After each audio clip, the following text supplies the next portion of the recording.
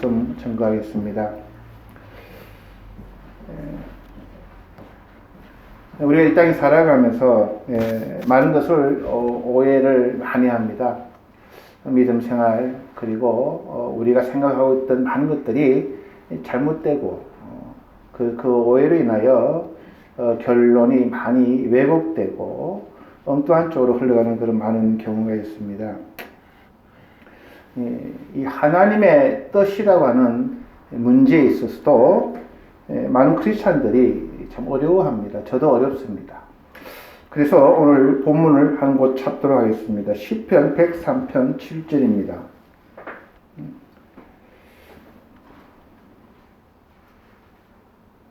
시편 103편 7절 제가 열어드릴 테니까 여러분 보시면 됩니다. 7절에 보시면 우리 함께 읽도록 하겠습니다. 시작. 그 행위를 모세에게 그 행사를 이스라엘 자손에게 알리셨도다 라고 이야기합니다.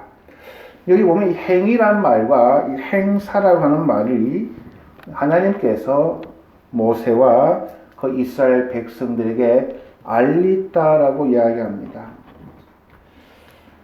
여기서 이 행위라고 하는 것은 그의 길을 말하고, 이 행사라고 하는 것은 그냥 행동, 행위. 비슷하지만 하나님의 뜻은 모세에게는 그의 길을 모세에게 보였고 이스라엘 백성들에게는 그 행사를 보였다라고 이야기합니다. 이 말씀의 배경은 뭐냐면 출애굽한 때에 이스라엘 백성들을 염두에 둔 그러한 사건입니다. 하나님께서 죄의 노예로 있던 이스라엘 백성들을 출애굽을 시키는데 기가 막힌 사건이 많죠. 앞에는 홍해가 넘실거리고 바로의 군대는 추격해오는 그런 와중에 하나님께서는 거기에 구원의 길을 열어주셨습니다. 그런데 가는 곳이 가나안 땅이 아닌 광야길을 인도해 나갑니다. 이 사건을 보고 모세는 너희는 두려워하지 말고 가만히 서서 하나님이 하시는 일을 보라라고 이야기하지만 이스라엘 백성들은 그 행사를 보고 불평하고 불만합니다. 이 행위라고 하는 것은 그 하나님의 마음을 모세는 봤고, 이 행사를 봤다고 하는 것은 이스라엘 백성들은 그 기적 같은 일을 본 거예요. 여기서 신앙생활이 갈라집니다.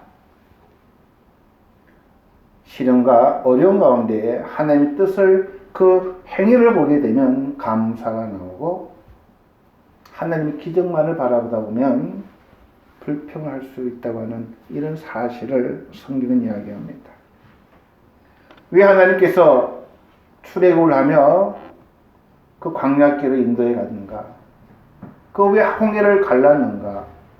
등등을 모세는 하나님의 사랑과 우리가 다시는 애굽으로 돌아가지 못하도록 하나님의 길을 막으셨던 사건으로 보신 거예요. 광야 생활을 통해서 죄와 짝하고 살아가던 우리들의 모습을 성화시켜 나가는 그러한 과정으로 모세는 그 행위를 하나님의 마음을 본 거예요. 그런데 이스라엘 백성들은 그 기적을 본 거예요. 이분만 쫓아가면은 그냥 바닷물이 갈라지고 그냥 악한 사람을 다 죽여주고, 그러한 행사를 보면서 쫓아오다가 그들 결국 실족해 버리고 맙니다. 그래서 이 원어는 행위와 행사를 우리가 조금씩 신앙생활을 해보면서 우리가 이 행사를 쫓아가는 것은 아닌가. 너무 기적 같은 일. 그러나 모세는 하나님의 깊은 뜻을 깨닫고 쫓아가다가 그는 성공했다고 하는 그런 내용입니다. 오늘 본문을 돌아오겠습니다. 본문은 여러분 잘 아시다시피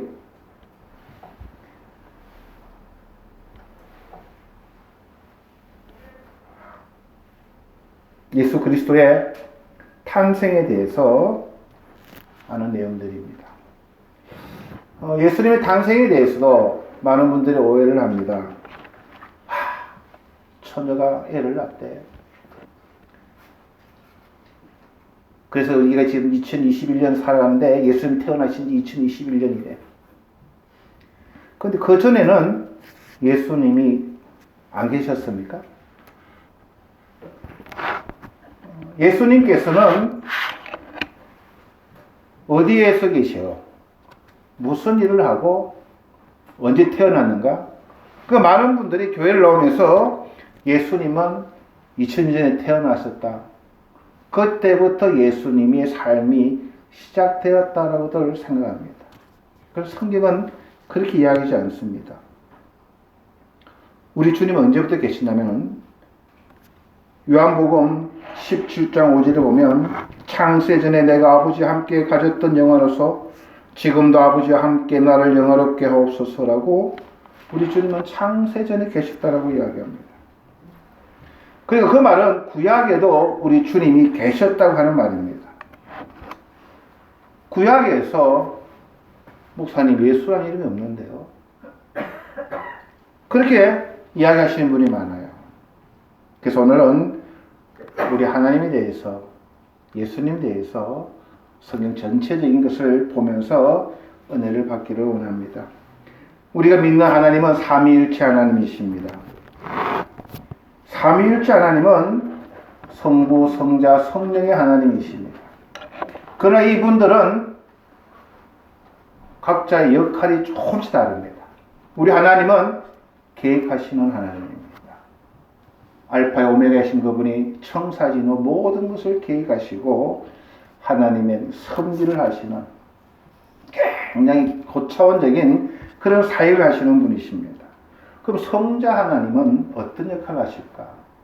그 하나님이 계획하신 것, 섭리하시는 것을 실행하시는 분이고 만나주시는 사람들을 만나고 하시는 분이 성자 하나님의 역할입니다. 그럼 성령 하나님은 뭘까요? 그런 하나님 자녀들에게 힘을 주고 인도해내는, 그래서 이 삼위의 사역이 굉장히 오묘한 것이죠. 그렇다 우리 예수님께서는 창조 때에는 아무것도 안 하셨느냐? 아니에요. 우리 예수님도 창조 사역 때에 동참하셨다고 성경이 이야기합니다. 요한복음 1장 3절에 만물이 그로 말미암아 지은 바 되었나니 지은 것이 하나도 그가 없이는 된 것이 없느니라고 우리 주님은 모든 만물을 창조하실 때도 함께 하셨다고 이야기합니다. 그리고 이 예수님은 만나주시는 그런 하나님이시다라고 이야기했습니다. 어떤 모습으로 만나주셨는가 구약에서 여기서 조금 깊게 들어갑니다. 우리 한국말로는 여호와 하나님이 창세기 2장부터 나오기 시작합니다. 그전에는 하나님께서 말씀이 있으라 빛이 있으라 하나님 나오다가 창세기 2장부터 여호와 하나님 이 이름이 자꾸 나옵니다. 일본말로는 감미데아르슈라고 표현을 합니다. 이 슈라고 하는 여호와라고 하는 것은 어떤 분들은 여호와 정인으로, 그래서 일본 분들은 여호와 정인이 워낙 많다 보니까 그걸 슈라고 바꿨어요. 근데 이 여호와 하나님이 원어는 엘로힘 야훼라고 하는 단어입니다. 이 엘로힘이라고 하는 단어가 하나님으로 번역된다는데 이것이 하나님이라는 뜻이고 또요 이것은 복수를 가리킵니다. 즉 엘로힘은 하나님들이라고 하는 복수예요. 근데 하나님이라고 단수로 쓰고 우리가 이해하기로는 삼위일체 하나님으로 이해를 합니다. 그래서 이 엘로힘이라고 하는 것은 삼위일체 하나님을 말합니다. 이 엘로힘이라는 단어를 언제 쓰냐면 성경을 읽어보면 굉장히 구분시키는, 피조물과 구분되고 엄격하고 거룩하고 감히 접근하지 못하는 그러한 하나님을 드러냈던 엘로힘을 쓰고 있습니다. 반면에 여호와는 사람들을 만나고 그 약속을 이루어 나가고 사람들을 구원하고 사랑하고 그 사람들 관계를 친밀한 그런 하나님을 드러낼 때는 여호와 하나님을 성경은 이야기합니다. 그 영어로는 로드고 신약에서는 주님으로 번역이 됩니다. 출애굽을 보게 되면 출애굽기 3장 14절 보면 모세가 하나님 만날 때 묻으며 당신의 이름이 무엇이냐? 나는 스스로 있는 자. 이것이 이 여호와의 원형입니다. 그 하나님은 백성들을 만나고 고난 중에 있는 자들 찾아오셔서 구원하시고 사랑하고 구원해주고 만나고 축복하고 그러한 것을 그 성경은 여호와 하나님으로 이렇게 구분해 쓰고 있습니다. 그래서 여호와 하나님은 인격적인 하나님, 상호 교제하고 약속하며 약속을 지켜나가고 희생하고 사랑을 구원하는 하나님은 여호와 하나님으로 성경은 그렇게 표기합니다.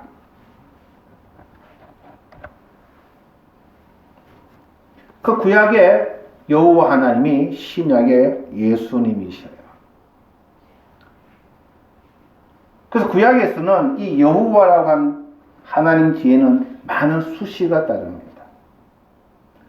여러분 잘 아시는 몇 가지 구약에 나오는 하나님에 대해서 용어를 설명드리면 여호와 라파라고 하는 단어가 나옵니다.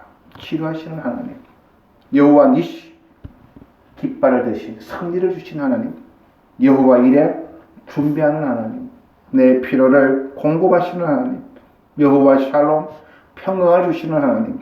여호와 노엘, 목자가 되어주시는 하나님. 여호와 샴마, 나와 함께 하시는 동행하시는 하나님. 여호와 제바, 만군의 하나님. 이렇게 하나님, 여호와라고 하는 단어는 어떤 하나님이신가를 여호와인가를 표기합니다. 그래서 많은 분들이 헷갈려요. 하나님, 여호와. 그래서 오늘 좀 정리를 해야 됩니다. 다양한 이름을 가지고 우리를 구약에서 예수님께서 만나 주셨다고 이야기합니다. 예수님이 언제 그들을 만나 주셨냐고 이렇게 질문하실 분이 있을 것 같아요. 그래서 예수님이 이렇게 직접 말씀하십니다. 요한복음 8장 56절 이하 보면은 너희 조상 아브라함은 나이 때 볼 것을 즐거워하다가 보고 기뻐하였느니라 그럽니다. 아브라함이 예수님을 보고 기뻐했다라고. 그러니까 주변 사람이 조금 이상한 분 아니냐고. 유대인들이 이럴 때 내가 아직 50세도 못 됐는데 아브라함을 보았느냐. 예수께서 이르시되 진실로 진실로 너희에게 이르노니 아브라함이 나기 전부터 내가 있었느니라 라고 이야기합니다. 예수님께서 아브라함을 만났다고 이야기하시는 거예요. 성경에 그렇게 기록되어 있잖아요. 그 예수님은 아브라함 만날 때 성경에 보면 몇 번 나오는데 멜기세덱을 이야기합니다. 창세기 14장에 보면 멜기세덱이라는 분이 나옵니다. 샬렘 왕 멜기세덱이 포도주와 떡을 가지고 전쟁에서 승리한 아브라함을 만나줍니다. 아브라함은 그분께 경배하고 10의 1조를 그분께 드렸다는 내용이 있어요. 떡과 포도주를 주셨다고 이야기합니다. 또 아브라함을 언제 만나냐면 소돔 고모라를 멸망하기 전에 천사 3명이 아브라함이 있는 곳을 방문해서 아브라함이 극진히 대접을 합니다. 그리고 두 분은 먼저 소돔으로 가시고 한 분이 성경이 이렇게 기억합니다. 창세기 18장 22절에 그 사람들이 거기서 떠나 소돔으로 향하여 가고 그 사람들은 두 분의 천사를 이야기합니다. 아브라함은 여호와 앞에 그대로 섰더니 라고 이야기를 합니다. 여호와 누구라고요? 예수님 말한 거예요. 제가 왜 이렇게 이 이야기를 손을 길게 이야기하냐면 예수님은 신약에 태어나서 어릴 때에서 자라가지고 예수님 된 것이 아니고 구약에서부터 계셨던 그 성경 전체의 주인공이 예수 그리스도라는 겁니다. 구약에서 다양한 사람들을 만나주셨어요. 그 사람들이 배고플 때는 그들의 배고픔을 충족시켜 주시고 목마를 때는 반석을 쳐서 물을 주시고 목자처럼 그들은 양들을 목자들이 인도에 나가듯이 그런 여호와 하나님, 그 구약의 많은 믿음의 사람들이 그 상황에 맞는 모습대로 여호와는 자기를 드러내신 거예요. 그래서 이름이 많은 거예요. 여호와 니시, 여호와 라파, 여호와 삼마. 더 중요한 것은 사람들은 어리석기 때문에 자기가 필요로 하는 존재와 다른 모습을 나타나면 알아보지를 못하기 때문에 하나님은, 여호와는 여러 모습으로 나타나신 겁니다. 그것뿐만 아니고 우리 하나님은 이름이 없어요. 나는 스스로 있는 자예요. 하나님은 이름을 우리에게 허락하신 분입니다. 그래서 아담에게 각 생명이 있는 것들에게 이름을 정해라고 주셨어요. 하나님 이름이 없는데 하나님은 자기의 이름을 우리에게 계시해 주셨어요. 그것이 예수 그리스도입니다. 왜 하나님께서 우리에게 이름을 가르쳐 주셨을까? 인간은 이를 모르면 부르지 못하기 때문입니다. 모든 종교에는 자기들의 신이 있습니다. 소통하시고 교제하시고, 그래서 이름을 가르쳐 주셨다는 것은 하나님의 자기 내려가심입니다. 자기 비하입니다. 자기를 낮추신 것이에요. 그래서 하나님은 우리와 소통을 하기를 원하시는 겁니다. 예수님은 구약에 계셨어요? 안 계셨어요? 계셨어요. 구약의 어떤 모습으로?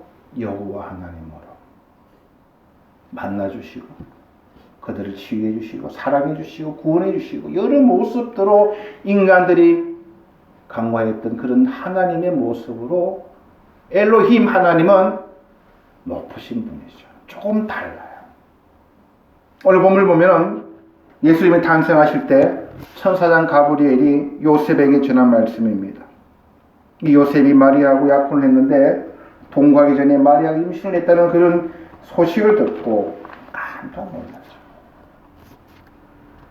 아무리 나하고 관계가 없는데 아기를 가졌다는 이 소문이 떠들어댄다면 마리아는 도리마냥 죽을 것 같아요.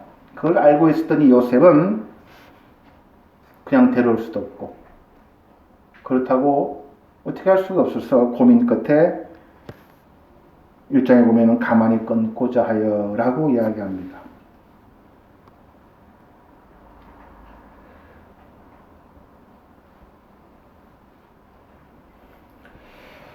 관계를 청산해야 되겠다고 생각했는데 천사가 나타나 말하는 겁니다.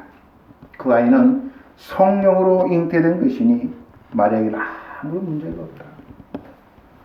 예수라는 아기를 이 세상에 보내기 위해서 하나님께서 마리아라고 하는 그런 선택된 존재를 도구로 사용할 뿐이니 그러므로 마리아 되기에 오기를 두려워하지 말라라고 이야기합니다. 그리고 마리아가 아기를 낳을 텐데 그 아기의 이름을 예수라고 하라라고, 그게 본문의 내용입니다. 아기가 탄생하면 그 아기 이름을 예수라고 하라. 이것은 하나님의 명령입니다. 그 예수 그리스도의 의미는 그가 자기의 백성을 저희 죄에서 구원할 자이다. 즉 구세주라고 하나님께서 그 아기의 이름과 그 아기의 할 사역과 그 아기의 목적을 우리들에게 말씀해 주셨습니다. 그래서 성경을 보면 예수님이 그냥 이 땅에 오신 것이 아니고 하나님의 계획 안에 오셨음을, 이것을 이해하는 것이 굉장히 중요합니다. 그렇기 때문에 이 모든 일에 된 것은 주께서 선지자로 하신 말씀을 이루려 하심이니라고 이야기합니다. 그냥 우연히 태어나서 이 사람이 똑똑하고 이 사람이 현명하고 이 사람이 위대해서 신이 된 것이 아니라 이 아기 예수라고 하는 이 예수라고 하는 이름 가운데는 여호와 하나님의 구약에서 인간을 만나고 그들을 치유하고 그들을 고쳐준 그 하나님의 계시와 그 하나님의 사랑, 그 하나님의 능력이 이 예수라고 하는 이름 안에 하나님은 심어놨다고 하는 것을 이야기합니다. 예수님께서 동정녀 처녀의 몸을 통해서 태어나야 되겠다는 그 방법을 이사야서에서는 말씀해 주셨습니다. 예수님 오시기 전 700년 전에 예언했던 말씀입니다. 그래서 요셉은 그 말을 믿고 모든 의심을 말씀 앞에 내려놓고 마리아를 데리고 왔고 마침내 아들을 낳자 그 이름을 예수라 하였다라고 하는 것이 오늘 본문 전체의 줄거리입니다. 그 예수 그리스도는 단순한 아기가 아니요, 그 예수라고 하는 그 이름 안에는 구약에서 우리를 만나주시는 하나님의 이름이 많았잖아요. 그 다양한 경우에 다양한 모습으로 만나주셨던 그 예수가 이제 완성이 되어 이 땅에 오셨다라고 하는 사건을 이야기합니다. 그래서 그 예수라고 이름 안에는 하나님의 모든 것이 다 들어있다는 거예요. 아픈 분들은 여호와 라파를 불러야 했죠. 뭐가 필요한 분들은 여호와 이레를 불러야 했지만 이제는 그럴 필요가 없다는 거예요. 어떤 환경과 어떤 조건에 어떤 모습에 있어도 이제는 불러야 될 이름을 하나님은 예수라고 하는 그 이름 가운데에 그것을 허락해 주셨다는 겁니다. 여러분, 예수를 믿지 않는 사람들요, 다 자기들이 신을 불러요. 이날이 진자 가면 이날이 신을 불러요. 엔 무습이 진자에 가면 엔 무습이 가미를 불러요. 일본에는 그런 가미가 인구보다 더 많다고 그래요. 그런데 우리는 예수라고 하는 이름을 우리는 받은 자들이에요. 그래서 예수의 이름은 이 이름 붙들고 기도하고 이 이름 의지하고 이 이름을 놓고 기도하게 되면 영생을 얻는 생명의 이름이에요. 예수 그리스도의 이름은 그 이름을 붙들고 그 이름을 사용하고 그 이름을 붙들게 하면 생명이 임하는 거예요. 예수 이름은 능력의 이름입니다. 예수 이름으로 사탄을 쫓아내고 예수 이름으로 병마를 쫓아내고 예수의 이름으로 우리가 모든 것을 승리를 주시는 능력의 이름입니다. 예수의 이름은 사랑의 이름입니다. 예수 이름으로 사랑하고 예수의 이름으로 베풀고 내 육신적인 마음, 내 생각으로는 도저히 너를 용서할 수 없지만 내가 예수의 사랑을 임하여 예수의 그 놀라운 사랑으로 인하여 내가 너를 용서하고 내가 너를 축복하고 그래서 예수의 이름은 어마어마한 하나님의 계획과 비밀과 능력과 하나님의 모든 행위가 이 예수의 이름 안에 포함되어 있다는 겁니다. 그래서 우리는 예수 이름을 불러야 되고 사랑해야 되고 전해야 되고 그 예수 이름이 전파될 때 그 땅에 지진이 나고 그 땅에 영적인 전쟁이 시작되는 그래서 예수 이름은 귀한 이름, 고귀한 이름, 놀라운 이름이라는 거예요. 저희 둘째가 이제 내년에 저는 반대했지만 큰 꿈을 펼쳐보겠노라. 이제 내 인생도 30 다 돼가는데 내가 하고 싶은 공부를 하고 싶다고 참 감사하더라고. 그래서 지금 공부를 하고 유학 준비를 하고 있어요. 그 어떤 이야기를 보낼 때 좀 해줘야 되는데 설교 준비하다가 이 말을 좀 전했으면 좋겠다. 갈 때 제가 잊어버릴 거예요. 그래서 지금 내가 해버려야 되겠어요. 사랑하는 딸 혜미야, 이제 너 외국 가는데 아빠 곁에 있을 때는 아빠라고 부르면 내가 도와줄 수 있고 너 힘들 때 내가 옆에서 위로해 줄 수도 있고 아프면 내가 병원에 데려다 줄 수 있고 그런데 이제 다른 나라에 가면 아빠 이름 아무리 불러도 아빠는 듣지도 못하고 도와줄 수도 없다. 네가 거기 가서 불러야 될 이름은 예수, 그 이름이다. 주님은 어디에서나 너를 사랑하시고 너의 세미한 음성 가운데 응답하시는 분이시다. 그리고 그분은 전지전능하신 분이에요. 어떠한 모든 문제, 어떠한 것도 그분 듣고 해결해낼 수 있는 그런 분이야. 아빠가 널 사랑하는 것보다 그분이 더욱더 너를 사랑하고, 너가 너 자신을 아는 것보다 그분이 너를 더욱더 알고 계신 분이야. 네가 네 자신을 사랑하는 것보다 그분이 너를 더욱더 사랑하시는 그런 분이시란다. 그래, 사랑하는 딸아, 그분의 이름을 불러라. 다른 이름을 부를 때 거기에도 어느 정도 위로도 받고 힘을 얻을 수 있지만 완전하지는 못하단다.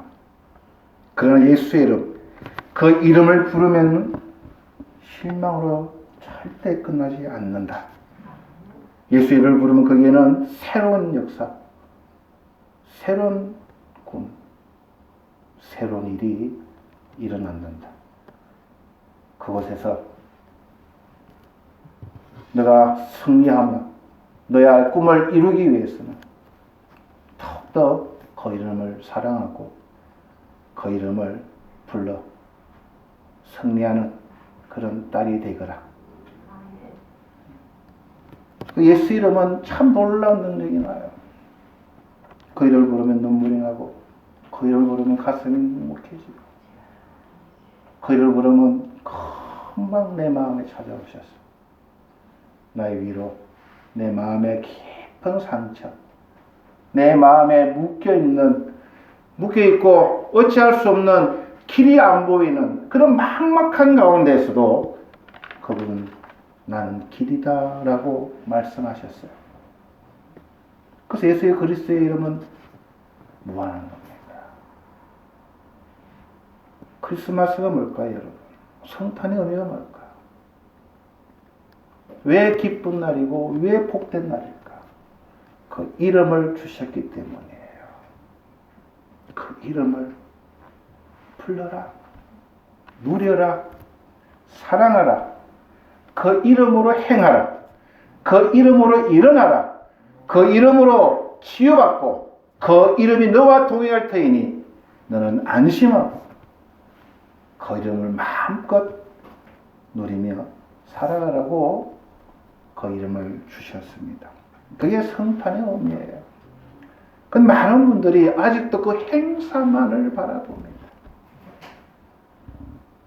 그 자꾸 기적 같은 일만 추구하고 하나님의 깊은 행위, 하나님의 그 깊은 의도는 보지를 않으려고 그래요. 그냥 잠깐 눈에 보이는 것, 그것으로 신앙이 좌우되고 실주하고 계속 원위치 되는 거예요. 좀 은혜를 주면 좀 갖는가 싶으면 또 돌아와고 자요. 그 행사를 보기 때문입니다. 이스라엘 백성들은 그 행사를 보다가 광야 다 실족하고 말아버렸어요. 우리는 하나님의 뜻은 뭘까요? 우리의 평강입니다. 하나님 우리를 사랑하세요. 예수를 아낌없이 주셨고 이름까지 내가 너희들이 가르쳐주지 않았느냐. 세상 사람들 그 이름을 몰라요. 신이요 아버지 어머니가 끝이에요. 그러나 우리는 예수, 살아계신 예수 그 이름 주셨어요. 그 이름 꼭 붙들고 승리하시는 여러분 되시기를 주의 이름으로 축원드립니다. 제가 기도하시겠습니다. 좋으신 주님 은혜를 감사드립니다. 귀한 이름 우리에게 주시고 그 귀한 이름을 우리가 누리며 살아가기를 소원하시는 주님, 이름 붙들고 살아가는 저희들 다 되게 도와주시옵소서. 감사드리며 예수님 이름으로 기도드렸습니다. 아멘.